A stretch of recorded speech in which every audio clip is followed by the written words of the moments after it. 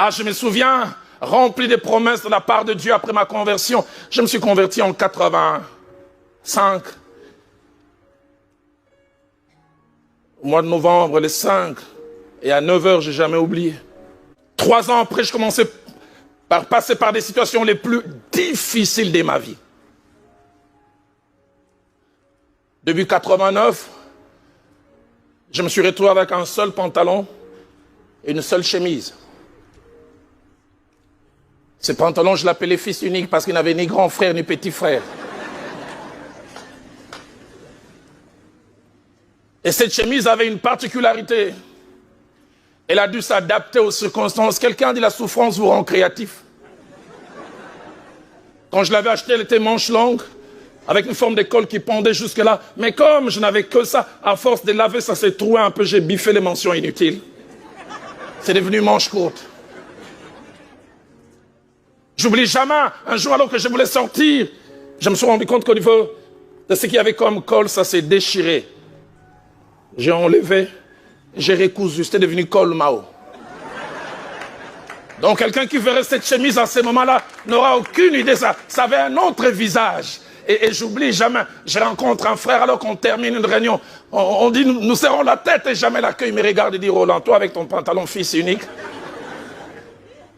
et avec ta chemise qui s'adapte, est-ce que, qu'on se le dise, est-ce que tu es la tête? Je ne voulais pas dire je suis la queue, sinon je ferais honte à mon Dieu. J'ai dit, c'est vrai que je ne suis pas la tête, mais je ne suis quand même pas la queue. Au fond de moi, je me disais, je ne suis pas très loin.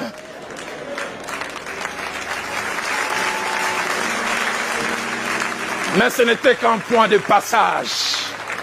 Ma Bible à moi dit, plusieurs maux atteignent souvent les justes, mais l'Éternel en délivre quelquefois, de temps en temps.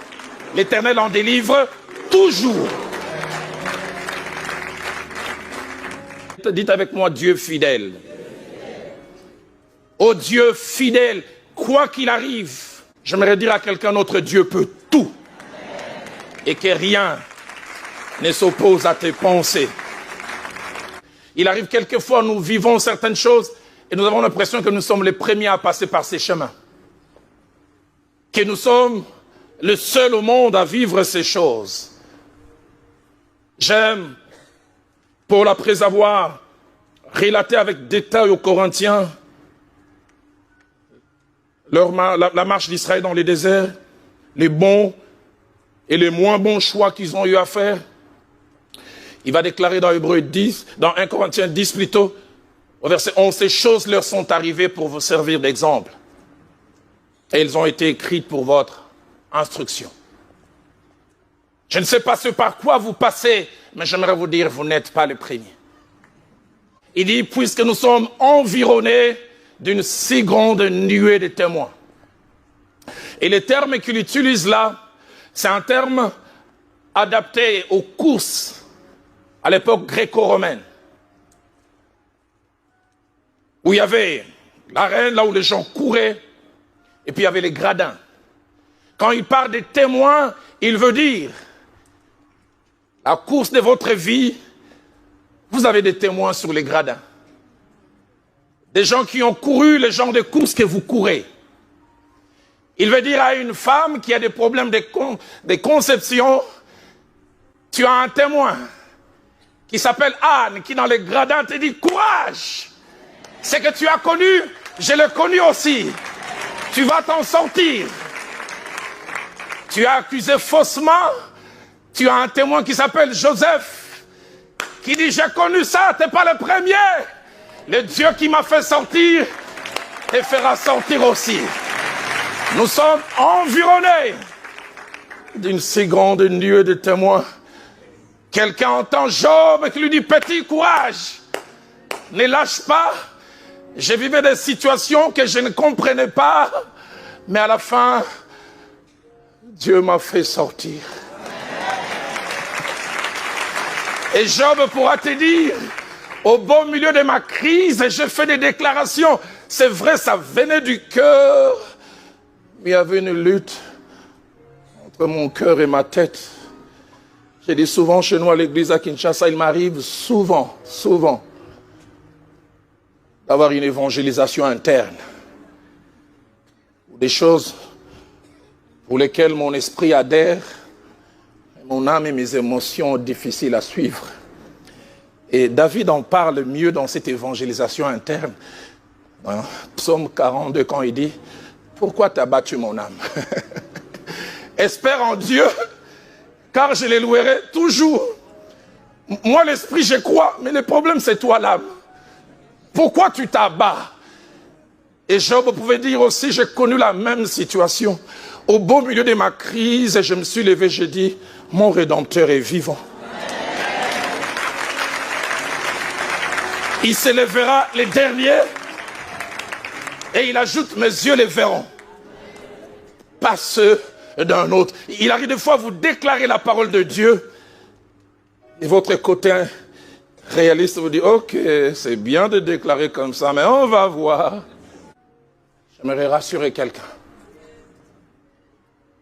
Plusieurs avant vous ont connu ce que vous connaissez. Vous allez finir par vous en sortir. Je ne sais pas, quand je préparais ce message, Dieu m'a donné ce drôle de message de dire à quelqu'un. Dieu m'a dit de dire à quelqu'un, dans les jours qui viennent, joie et tristesse vont déménager. La tristesse va déménager, elle va quitter ton cœur, elle va passer dans les camps de tes ennemis. Mais la joie qui est le partage de tes ennemis aujourd'hui qui se moquent, oh, c'est pour un peu de temps. Cette joie va changer de camp parce que Dieu va finir par se manifester dans sa fidélité. Je prie que Dieu nous aide à passer des stades, des opinions, au stade des convictions. Savoir que notre Dieu est non seulement l'alpha, c'est lui qui commence, mais il est aussi l'oméga. J'aime quand Dieu, au travers de sa révélation, dépose un savoir dans le cœur des hommes et des femmes. Quand on est en communion avec celui qui est mort et ressuscité sur la croix. Quand on est en communion avec Jésus-Christ. On devient subitement détenteur d'un savoir. Mon pasteur disait cette phrase que j'aime souvent répéter. Il dit, dans la communion avec Dieu, il arrive souvent que subitement vous savez. Vous ne savez pas comment vous savez, mais tout ce que vous savez, c'est que vous savez. Je sais que bientôt ça va marcher. Comment tu le sais? Je ne sais pas. Mais tout ce que je sais, c'est que je sais.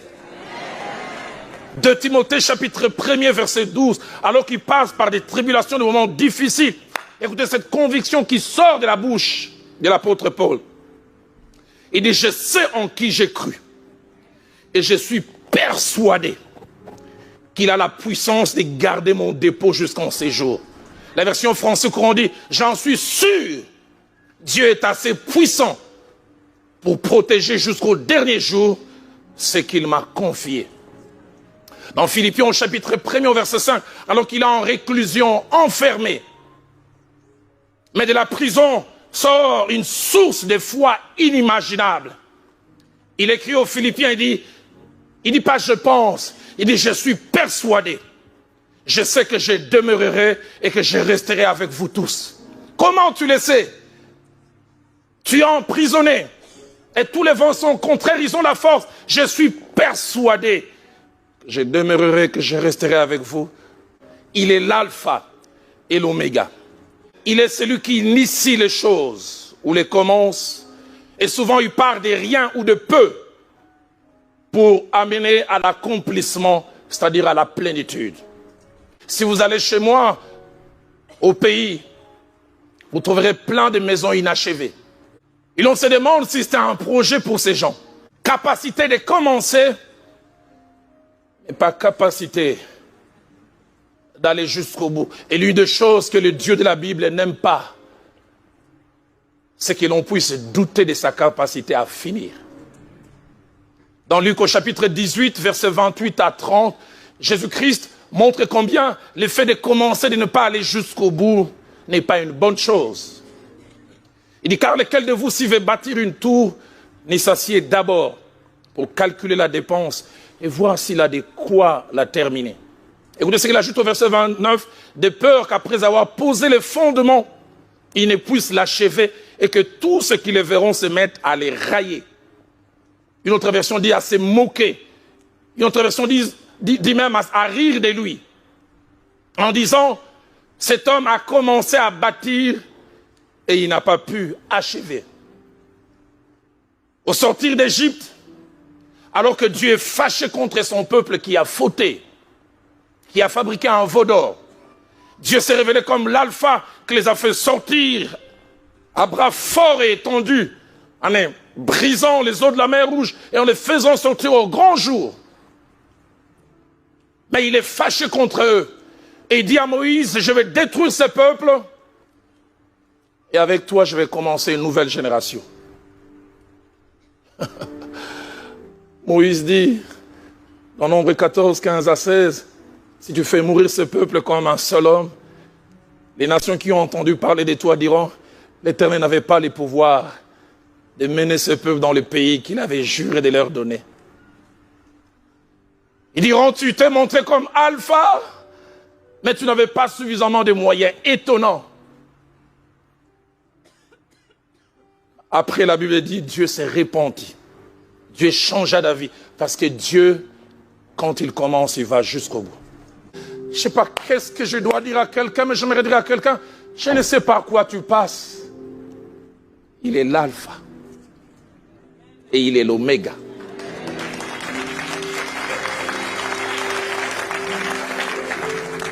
Et puis enfin, quand il dit « Je suis l'alpha et l'oméga », il veut dire, après que j'ai posé le fondement, les temps, les circonstances, les hommes et les épreuves peuvent vous faire douter, mais ne peuvent pas m'empêcher de travailler jusqu'au bout. J'aimerais dire à quelqu'un, permettez-moi les termes, le Dieu de la Bible est un jusqu'au boutiste. Il ne s'arrête jamais, à mi-chemin.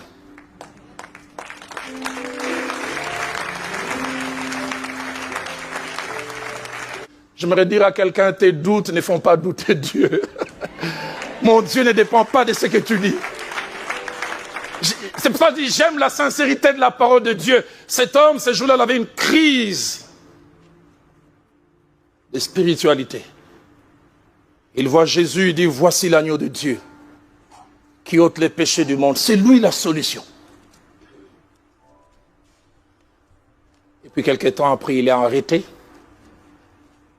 Il est en prison, dans sa cellule froide.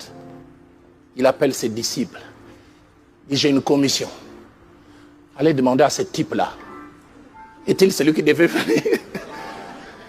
Ou devons-nous en attendre un autre? Je m'imagine l'embarras des disciples. Mais n'est-ce pas celui qui nous a dit, voici l'agneau? C'est pour ça que je dis, j'aime la sincérité de la parole de Dieu. J'aime quand Dieu achève, quoi qu'il arrive, quelles que soient les circonstances. J'aimerais dire à quelqu'un, Dieu a un plan B pour toi. Loin de ta pensée, loin de tes projets, mais que lui connaît. J'aimerais le dire à la manière des gens de mon pays, Dieu est en train de comploter en ta faveur. Il est en train de préparer des choses. Quoi qu'il arrive, quand il se manifeste comme alpha, il finit par se manifester comme oméga.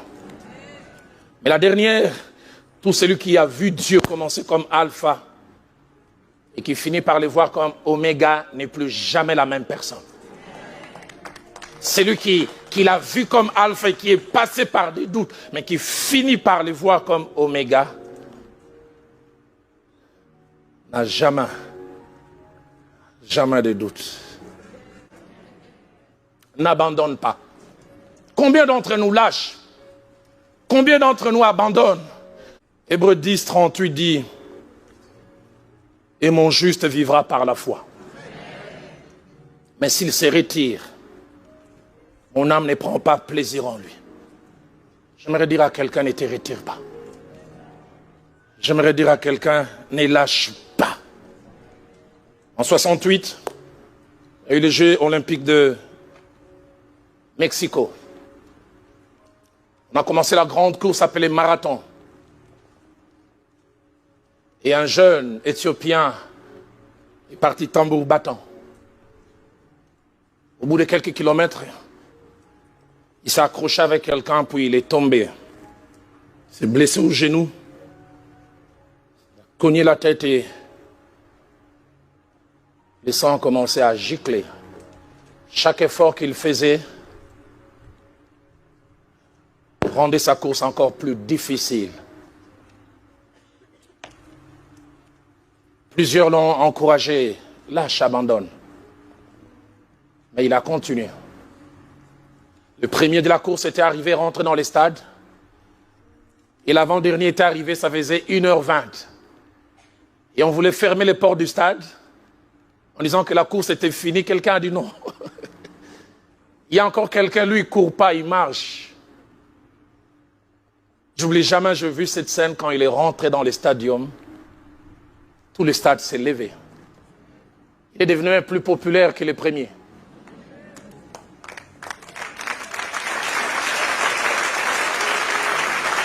Il a fait les derniers mètres encore avec plus de difficultés. Et alors qu'il voulait franchir la ligne d'arrivée, des caméramans, des journalistes de toutes sortes sont venus.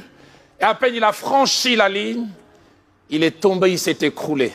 Sueur et sang mélangés. Et un journaliste a pris les micros, il a dit, mais tu t'es blessé il y a plus d'1h30 et tu aurais dû abandonner. Pourquoi tu n'as pas lâché prise? Il a retiré sang et sueur mélangés. Il dit, quand j'ai quitté la Tanzanie, j'ai promis à mon président Julius Nyerere, non pas de commencer une course, mais de la terminer.